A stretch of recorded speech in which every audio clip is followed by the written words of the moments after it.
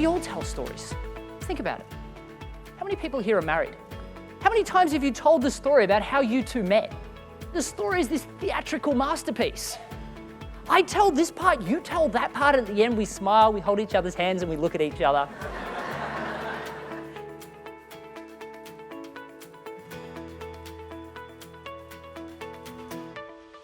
Confuse the customer, lose the sale. Now sure, I get it. What you're telling them sounds simple to you.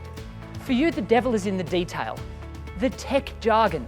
What I want you to do instead, I just want you to tell them a story.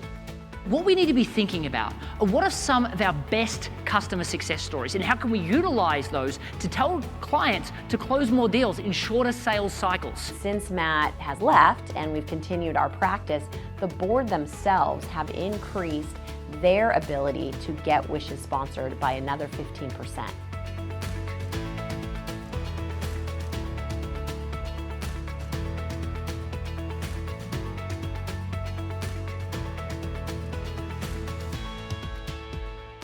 When you tell a story, studies out of Princeton says this thing called neurocoupling happens. And what that means is I'm creating artificial rapport.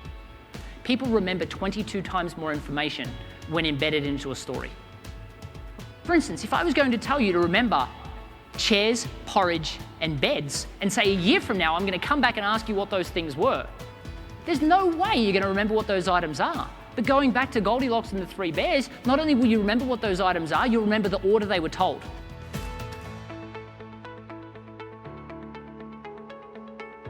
How much time are you spending chasing clients, following up with them, and potentially not getting the sale because you don't have these well-prepared stories that help the customer know that you can deliver?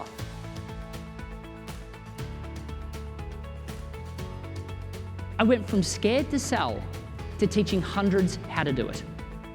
Now, thanks to my best-selling book, The Introvert's Edge, I get the opportunity to teach thousands. You need to have a very refined sales script that leads to an objection, like the commercial real estate company. That objection leads to telling a story. We're speaking to the logical mind. And the problem with that is the logical mind's listening and thinking, that's not going to work for me. The emotional mind, however, loves stories. They hear a story and they're like, story time. It short circuits the logical mind and you speak directly to the emotional mind. And it doesn't listen to any of the details, it just assumes all of that to be factual. And it's listening for the moral of the story. Now, the moral of the story is that the customer had a successful outcome working with you. And because of that, so can they.